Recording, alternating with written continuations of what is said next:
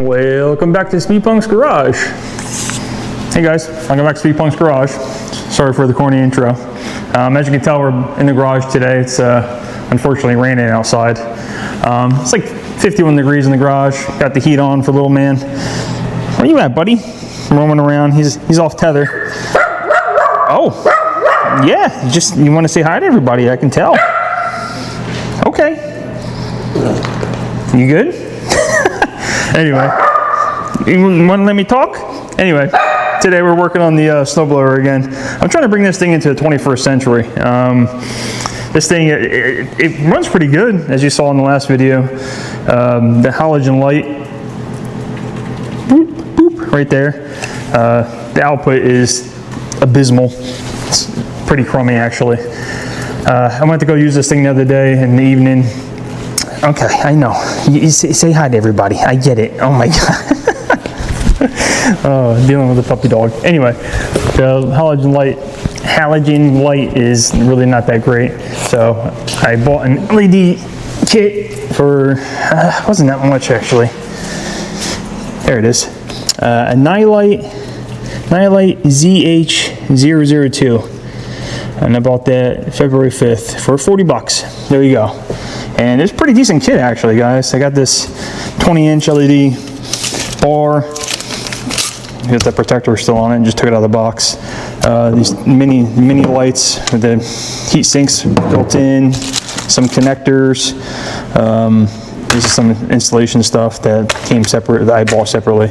It came with the brackets and stuff. The whole kit was $40, and it even came with a wiring harness and everything, which is kind of cool. But make a long story short, this video is going to be essentially the proper way to wire this thing up. I've seen a couple videos online that guys kind of just smack LED lights in these things with a toggle switch, and that's not really the proper way to do it. The LED lights will flicker because they're not really designed to run off of the voltage of the stator without having a bridge rectifier. You need a bridge rectifier and basically two capacitors in line to make this thing run properly with LED lights. And this is the part number for what you need right there. If you want to pause the video and take a look at this, guys. You only need one of these. I bought a 2-pack because the 2-pack was, there you go, $5.99 off Amazon. It's really not that expensive for these parts, guys, if you do this stuff properly. And this is the capacitors that you need. You only need 2 of these. And I'll put up a wiring schematic in a minute in the video. You can pause the video and actually take a look at the wiring schematic if the guys are actually interested in wiring this up properly. And this is what I spent on an 8-pack of these capacitors, $8.99 off Amazon. And I bought these in the beginning of February 2026. So and that's them right there. So like I said, doing this right with everything, it was like a little over 60 bucks. So I got $50 into the snowblower and you know, miscellaneous fluids and stuff that I already had in stock, obviously. So since I had it in stock, that stuff's free to me. And $60 in miscellaneous lights. And I'm going to bring this thing into basically the 21st century and have an awesome snowblower. So stick around, guys. Enough jibber jabbering. I know you guys are sick of hearing me talk. I just wanted to basically get you up to speed on what the plan was for today. I got the light on because it's a little dark in here with the cloudiness. So I'll show you guys how to properly wire this up. Like I said, with the inline, with the bridge rectifier and these 2 capacitors. And I think it'll be pretty cool. I mean, I've seen, like I said, a couple of videos of the guys just throwing these LED lights on, and like I said, it's really not the right way to do it. So I really wanted to try to show you guys how to do it the right way. And then you guys can maybe have good luck with some of these old snowblowers. Try to bring these babies back to life. You know, give these things a second chance. All right. I know it seems a little bass-backwards, but I wanted to mount the lights first so I know how much of the wiring harness I need to use. And yeah, I actually did measure, believe it or not. 20-inch bar. This is 26 inches wide, so obviously 3 on each side. Centered the LED light on there. I actually think it looks pretty cool. So did that one first, and then I did the top one up top. So At least they're both mounted. Little tech tip, this Loctite, it looks almost like a chapstick. This stuff's cool. Put this stuff on, especially this on the nuts and bolts, like these ones. I put some Loctite on these ones, especially because this thing vibrates to all hell when it's running, obviously, and I really don't want the nuts and bolts falling out. Hey, puppy. I know, I'm showing everybody things. Relax.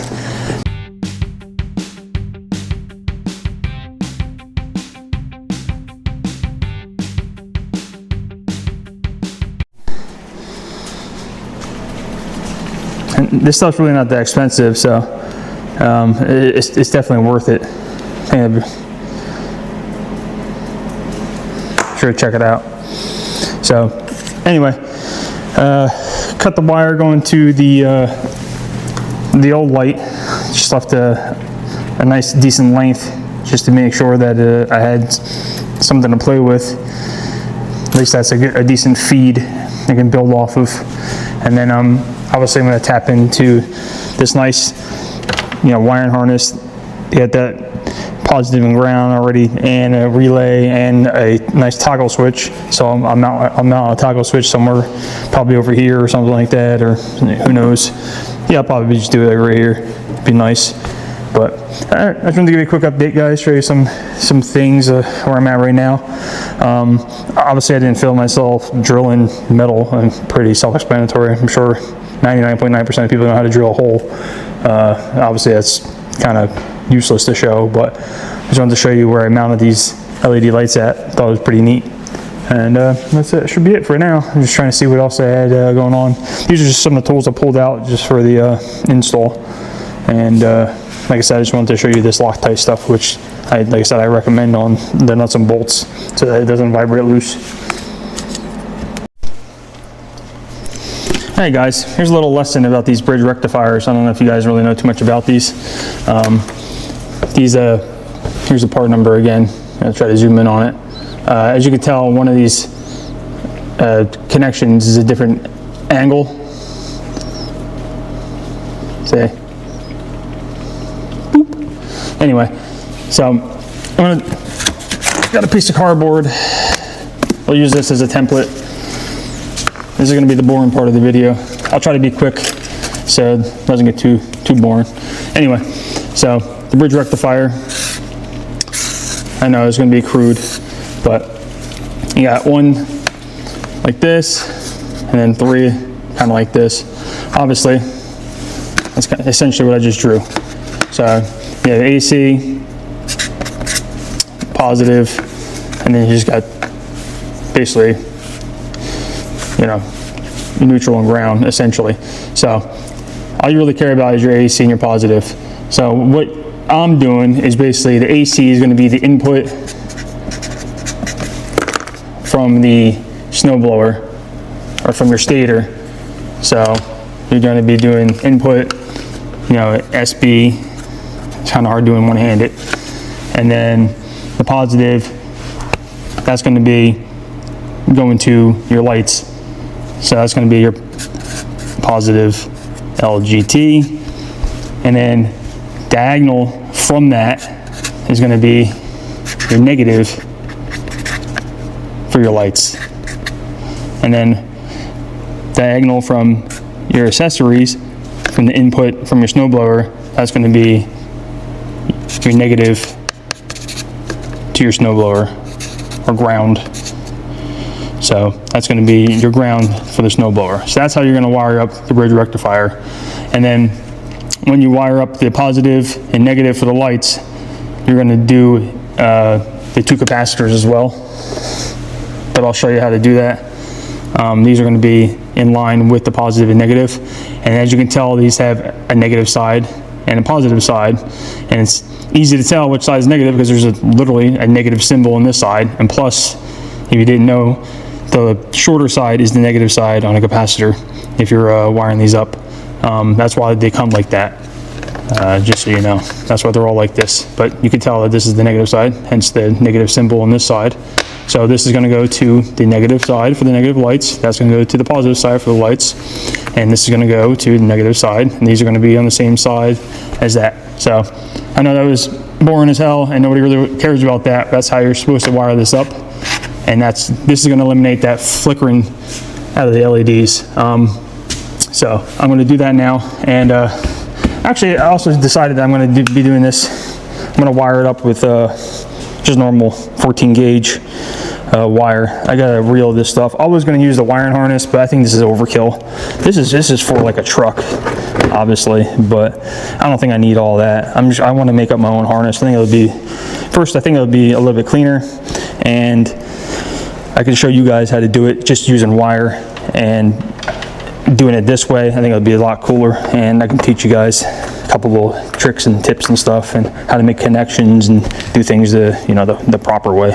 So, but anyway, I just wanted to show you guys how these bridge rectifiers are set up, and basically how they're supposed to be technically wired up the correct way, or the way that they're supposed to be for these snow blowers. All right.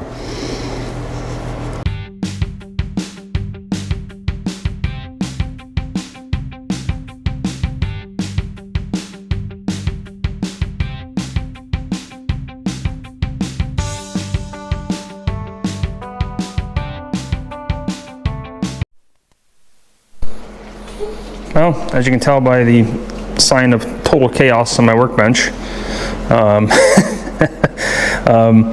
it wasn't too bad. Probably about 45 minutes of wiring, and like I said, I ended up just opting to make my own wiring harness. It came out a lot better than I thought I was going to, actually. So here's what I ended up doing. I wanted to do a quick disconnect, spade terminals on these, so that I can get to the belts. Hey buddy, you inspecting my work? Anyway, so I wanted to be able to remove this wire in case I wanted to get to the belts, or tighten the belts, or do anything I needed to do on this. So I can just obviously unplug this, slide it through, just snip this zip tie, snip this zip tie if I needed to, ever for any reason, to do any maintenance or anything. So I got obviously, red positive, black ground running through, going up and over, in between the gas tank, going down, and then coming along. I obviously didn't do anything to the wiring yet. I'm going to clean this up and make it look nice. But I just wanted to leave it loose to show you guys how I did it. So you got the power wire coming from the stator, coming up. I got it wrapped around, obviously going up, wrapped around nice. Then I, ground the paint down to bare metal. Get a nice little self-tapper in there for the ground. That's my ground wire going wrapped around, going into the bridge rectifier. And then I got these really nice shrink wrap, what's it called, spade terminals on there as well. And I actually labeled everything too, just to make it easy to identify. And I got them going around to a toggle switch like I was talking about. So I got that running underneath, and then I got these all tied together. Nice, not nice. I mean, as good as I can get, having all the wire and everything with the capacitors. But I'm gonna put shrink wrap on these. Shrink wrap, heat shrink, whatever you want to call it. Yeah, you know what I'm talking about. I'm gonna obviously waterproof all this stuff, tuck it up, behind the plastic, make it all watertight. I'm obviously gonna wrap all this all up, and I got some black what's it called, duct tape, like real nice heavy duty duct tape. I'll wrap this all up so you can't even see the wiring or anything like that, and I'll waterproof all this so it's out of the way. But it's getting pretty dark out, which is nice. So I'm about to test this thing out, start it up. I don't really want to run it too long inside, but let me see if we can start this bad girl up and see what it looks like, basically. Should work pretty good. I mean, let's see if I can put it over here. Just do one of these.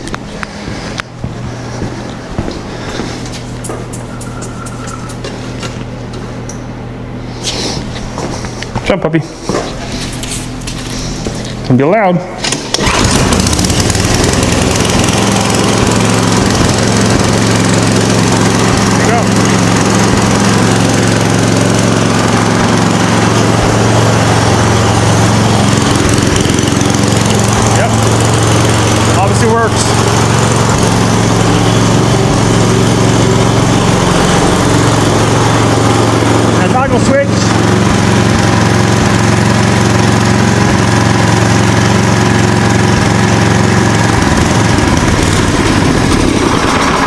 that's cool. So I can turn the LED lights off with the toggle switch. So that's kind of what I wanted. I forgot to turn the fuel on. That's why I ran out of fuel, because whatever was in the carburetor is what it was running off of. So just wanted to show you guys the setup works, clearly. I'm going to obviously clean up the wiring. Like I talked about, I'll electrical tape and duct tape that, run it real nice and smooth. Obviously don't want to run it indoors for too long, especially with the puppy dog and me inside, but I just wanted to show you guys the LEDs work. They don't flicker, nothing looks unusual, so I think that's pretty much it, guys. I just want to show you how this stuff looks, and maybe I'll drag it outside in the dark and see the range of these LEDs, see what it actually looks like. That's pretty cool. All right.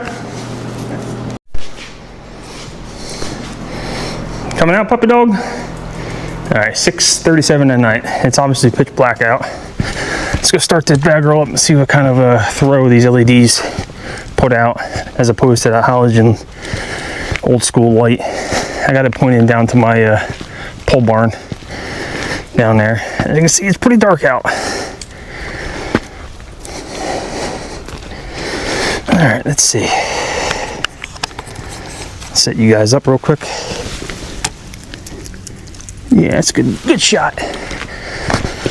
All right, let's see. Prime. Let me help if I turn it on. Nice and cold out.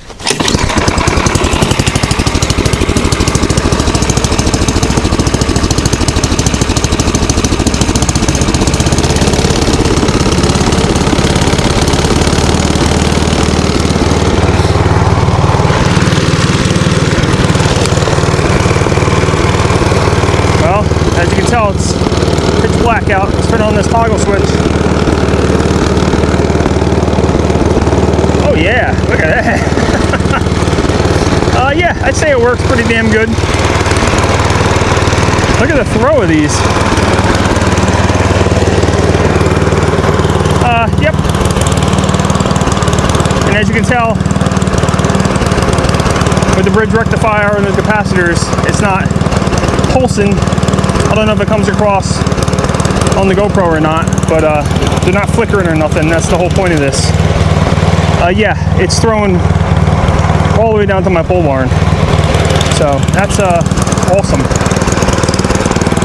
That's insane. Yeah, I'd say that's a huge improvement.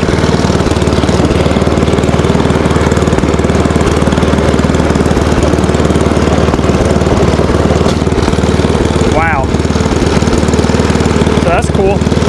I got the side light for over here for when you're doing stuff on this side. I got the bar in the front. So, yep. I think I brought this thing into the 21st century. I don't know, what do you think, guys? Think this thing definitely brought it up to date, or what? These nice LED lights that were 40 bucks.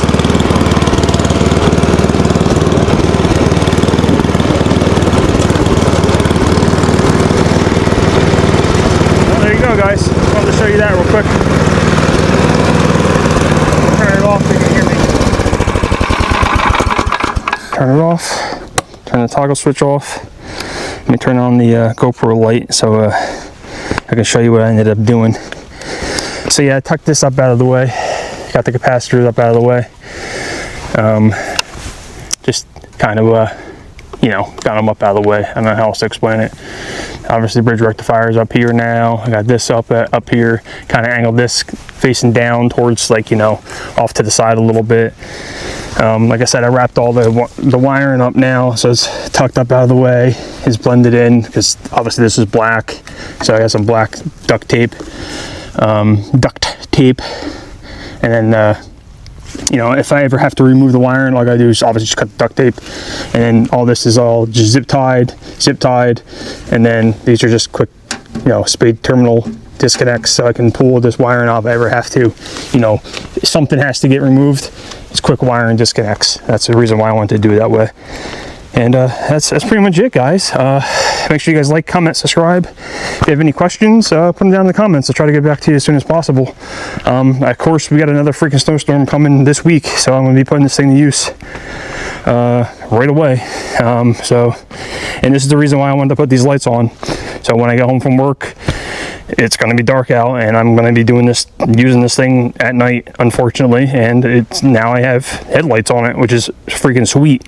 And I can do, a path down to my barn, or a path, over there, or leading up to my sidewalk, or whatever, I don't always have to rely on my quad and my plow. I can actually use this to do like small paths and stuff.